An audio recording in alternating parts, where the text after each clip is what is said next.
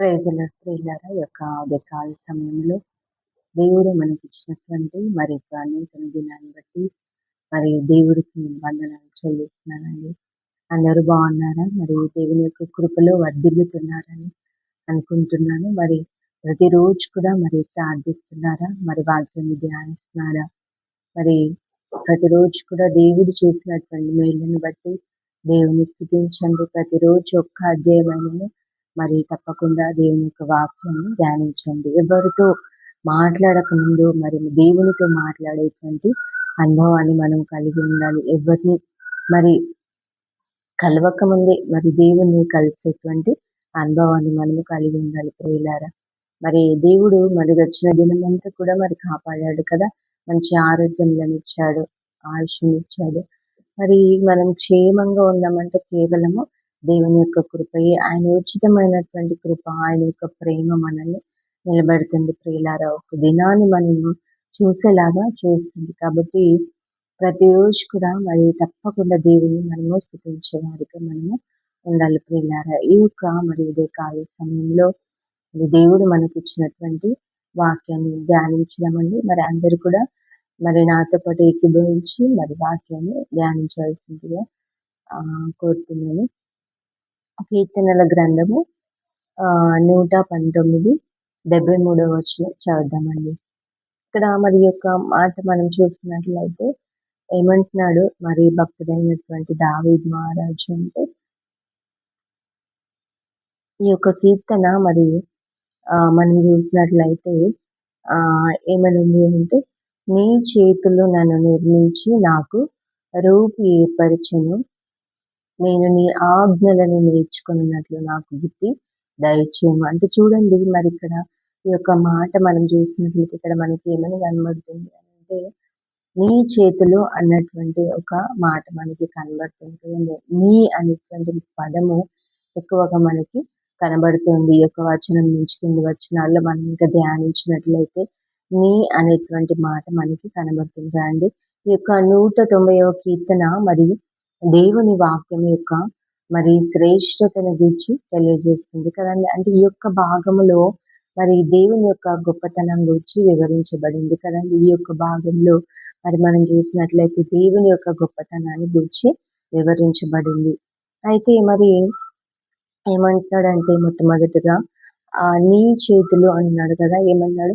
నీ చేతులు నన్ను నిర్మించి నాకు రూపు ఏర్పరచెను అంటున్నాడు. అంటే చూడండి మరి దేవుని యొక్క చేతులు మనల్ని నిర్మించి మనకి ఒక రూపు ఇచ్చాయి అన్న విషయాన్ని మనందరికీ తెలుసు కదండి. మొట్టమొదటి మానవులైనటువంటి మరి ఆదాము అవ్వలను మరి దేవుడు తన యొక్క స్వహస్తాలతో వాళ్ళని చేశాడు కదండి. దేవుడు తన యొక్క స్వహస్తాలతో వాళ్ళిద్దరిని కూడా సృష్టించాడు కదా. తర్వాత వచ్చినటువంటి మనందరం కూడా మరి తల్లి గర్భంలో నుండి వచ్చినటువంటి వారమే కదండి. మనము మరి తల్లి గర్భంలో నుండి వచ్చినప్పటికీ కూడా మరి తల్లి గర్భంలో కూడా ఒక రూపం అనేది ఏర్పడాలి అని అంటే అది ఆ యొక్క రూపాన్ని కలుగజేసేది కూడా దేవుడే కదండి. కాబట్టి మరి చూడండి, తల్లి గర్భంలో సైతం ఒక ఆకారంను కలిగించిన వాడు దేవుడే కదండి. కాబట్టి మరి దావీదు కూడా మరి తన యొక్క కీర్తనలో ఇదే మాట తెలియజేశాడు కదా. ఏమంటున్నాడు అంటే కీర్తనలు 139, 13వ వచనంలో మనం చూస్తే పిల్లారా, నా అంతర్యములను నీవే కలుగజేసితివి, నా తల్లి గర్భమందు నన్ను నిర్మించిన వాడవు నీవే అంటున్నాడు. అంటే చూడండి, దేవుని యొక్క చేతులు మనలను నిర్మించిన విధానాన్ని బట్టి మరి మనము దేవుని స్తుతించాలి అని చెప్పేసి దేవుని యొక్క వాక్యం తెలియజేస్తుంది కదండి. చూడండి, మనల్ని దేవుని యొక్క మరి చేతులు మనల్ని నిర్మించాయి కదండి. మరి తల్లి గర్భంలో కూడా ఒక ఆకారం ఏర్పడాలంటే అది మరి ఎవరి వల్ల అయ్యే పని కాదు కదండి. మరి ఎంత గొప్ప వైద్యులు కానీ మరి ఎవరు కూడా అది చేయలేనటువంటి కేవలము ఒక్క దేవుడు మాత్రమే మనకు ఆకారాన్ని ఇచ్చేది కేవలము దేవుడు మాత్రమే కదండి. మన యొక్క అంతర్యములు కలుగజేసింది కూడా దేవుడే.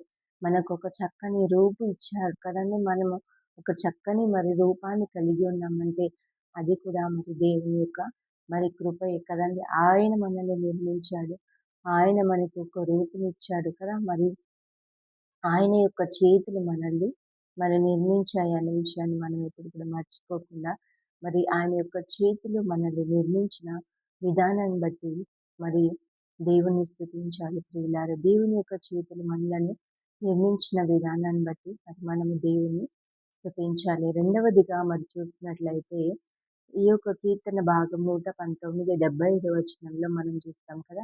ఏం కనబడుతుంది అక్కడ అంటే, నీ తీర్పులు న్యాయమైనవి అంటున్నాడు కదా. అంటే చూడండి, దేవుడు అనుగ్రహించినటువంటి తీర్పు న్యాయబద్ధమైనది ప్రియులారా కదండి. మరి దేవుని యొక్క తీర్పులు ఆయన మరి ఏమంటున్నాడంటే, ఇంకా విశ్వాసత గలవాడై ఆయన మనల్ని శ్రమ పెడతాడంటే చూడండి, మనం శ్రమల గుండా వెళ్తూ ఉన్నప్పుడు చాలా సార్లు అనుకుంటాం కదా, దేవుడు అన్యాయంగా నన్ను శ్రమ పెడుతూ ఉన్నాడు, నేను కష్టాల గుండా వెళ్తూ ఉన్నాను, నేను ఏ తప్పు చేయలేదు, నీతిమంతులము అని మనల్ని మనం అనుకుంటూ ఉంటాం కదా.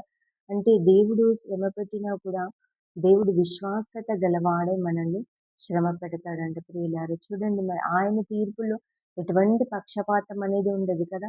మనుషులైతే పక్షపాతం చూపిస్తారు కదండి. మనవారు మనవారు, మన బంధువులు, మన స్నేహితులు అనేటువంటి భేదాభిప్రాయాలు ఉంటాయి కదా. మరి డబ్బున్న వాళ్ళు, అదేవిధంగా పేదవాళ్ళు అనేటువంటి భేదాభిప్రాయాలు ఉంటాయి. కానీ దేవుని యొక్క తీర్పులో పక్షపాతం అనేది ఉండదు కదా. మరి ఆయన తీర్పులు న్యాయమైనవి. ఆయన యొక్క తీర్పులో ఎలాంటి పక్షపాతం అనేది ఉండదు ప్రియులారా. ఇంకా మనం చూసినట్లయితే ఇంకేమంటున్నాడంటే, నరుల క్రియలకు తగినట్టుగా ఫలము ఆయన వారికి ఇస్తున్నాడు అంటే చూడండి, నరుల క్రియలకు తగినట్టుగా ఫలము దేవుడు దయచేస్తాడంట. అంటే మన క్రియలకు తగినట్టుగానే ఫలము ఆయన మనకు ఇస్తాడు అనే విషయాన్ని మనం ఎప్పుడు కూడా మర్చిపోకూడదు ప్రియులారా. మరి యోబు గారు అంటున్నారు కదా, మరి యోబు గ్రంథం 34వ అధ్యాయము 10 నుంచి మరి 12 వచనాల్లో మనం చూసినట్లయితే, దేవుడు అన్యాయము చేయుట అసంభవము అంటున్నాడు చూడండి కదా. మరి దేవుడు అన్యాయము చేయుట అనేది అసంభవం కదండి. కాబట్టి ఈ దేవుని యొక్క న్యాయమైన తీర్పుని బట్టి మనము ఎల్లవేళలా కూడా దేవుని స్తుతించాలి ప్రియులారా. మనుషులు మనకు అన్యాయం చేసినా కూడా దేవుడు మరి న్యాయం చేసేటువంటి దేవుడు కదండి. మరి ఖచ్చితంగా మనకి ఏ విషయంలోనైనా అన్యాయం జరిగిందని మనం అనుకున్నాం అనుకోండి, మనము దేవుని యొక్క పాదాల చెంత పెట్టి ప్రార్థించినప్పుడు ప్రతి విషయంలో కూడా దేవుడు మనకి న్యాయాన్ని ఇస్తాడు ప్రియులారా. న్యాయాన్ని జరిగిస్తాడు మన దేవుడు. మరి న్యాయకర్త కాబట్టి ఆయన యొక్క తీర్పులు ఎప్పుడు కూడా మరి న్యాయమైనవే అనే విషయాన్ని మనము మర్చిపోకూడదు. మూడవదిగా మరి 76వ వచనంలో మనం చూసినట్లయితే ఏమంటున్నాడండి, నీ కృప కదా, నీ కృప నన్ను ఆదరించును గాక అంటున్నాడు. అంటే చూడండి, దేవుని యొక్క కృప మరి మన పట్ల మరి చూపబడకపోతే మనము నాశనం అయిపోతాం కదండి. నోవాహు కాలంలో మనం చూస్తాం కదా, ప్రజలు అక్రమంగా బలాత్కారంగా జీవించారు. మరి నోవాహు కాలంలో మనం చూసినప్పుడు దేవుని యొక్క భయము భక్తి అనేది కొద్దిగా కూడా లేకుండా మరి జీవించినట్టుగా మనం చూస్తాం కదండి.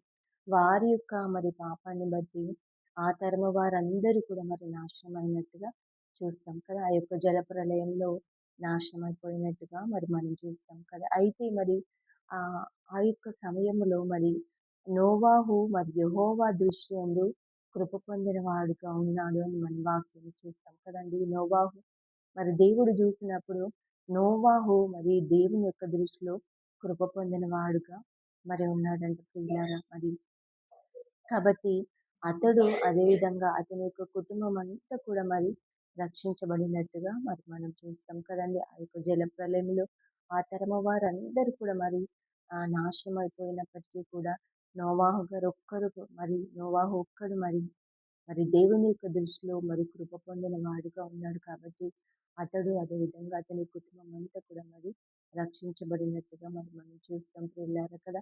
మరి విలాప వాక్యములు 3:22లో మనం చూస్తాం కదా, మరి యెహోవా కృప గలవాడు కనుక మనము నిర్మూలము కాకున్న వారము. చూడండి మరి కదా, మరి దేవుని యొక్క కృపను బట్టి ఆయన కృప గలవాడు కాబట్టి మనము నిర్మూలము కాకుండా ఉంటున్నాం ప్రియులారా. సజీవ లెక్కలో ఈరోజు మరి మంచి ఆరోగ్యము కలిగి, ఆయుష్ కలిగి మరి మనము జీవిస్తున్నామంటే అది కేవలము దేవుని యొక్క ఉచితమైన మహాకృప అనే విషయాన్ని మనం ఎప్పుడు కూడా మర్చిపోకూడదు ప్రియులారా. కాబట్టి దేవుడు మన పైన చూపుతున్న కృపను బట్టి మనము మరి దేవుని స్తుతించే వారిగా మరి మనం ఉండాలి కదండి. కాబట్టి దేవుడు మనల్ని నిర్మించిన విధానాన్ని బట్టి మనము దేవుని స్తుతించాలి. అదేవిధంగా ఆయన యొక్క తీర్పులను బట్టి దేవుని మనము స్తుతించాలి. మూడవదిగా మరి ఆయన యొక్క కృపను బట్టి దేవునికి ఎల్లప్పుడూ కూడా మరి మనము స్తుతులు చెల్లించే వారిగా ఉండాలి ప్రియులారా. కాబట్టి అట్టి అనుభవాన్ని మనకి దయచేయండి ప్రభా అని చెప్పేసి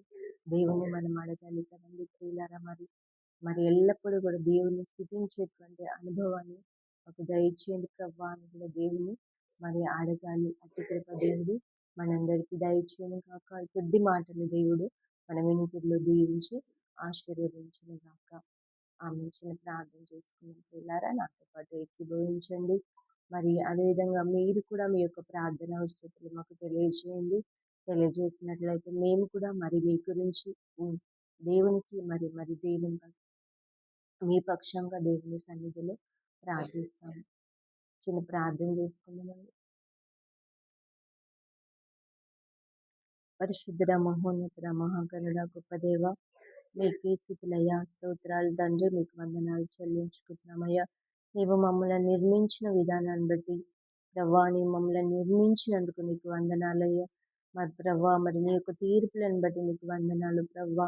మరి నీ యొక్క కృపను బట్టి నీకు ఎల్లప్పుడూ కూడా స్థుతులు చెల్లించే అనుభవాన్ని మాకు దయచేయమని వేడుకొంచున్నామయ్యా. ఎక్కువ ఖాళీ సమయంలో ప్రభా, ఇదిగో ప్రవాహితబడిన వాక్యాన్ని నీరు కట్టి నూరంతలుగా ఫలింపజేయండి. వాక్యం విన్న ప్రియులను దీవించి ఆశీర్వదించండి ప్రభా. మరి నాయన అదేవిధంగా అనారోగ్యంతో ఉన్న బిడ్డలను ముట్టండి, స్వస్థపరచండి ప్రభా. మా సబ్స్క్రైబర్స్ ని దీవించండి. మరి అదేవిధంగా మరి ప్రభా సంఘంలో ఉన్న ప్రతి బిడ్డను కూడా మరి దీవించి ఆశీర్వదించండి. ఈ దినమంతా కూడా కృపాక్షేమం దయచేయండి. ప్రయాణంలో బిడ్డలకు తోడుగా ఉండండి.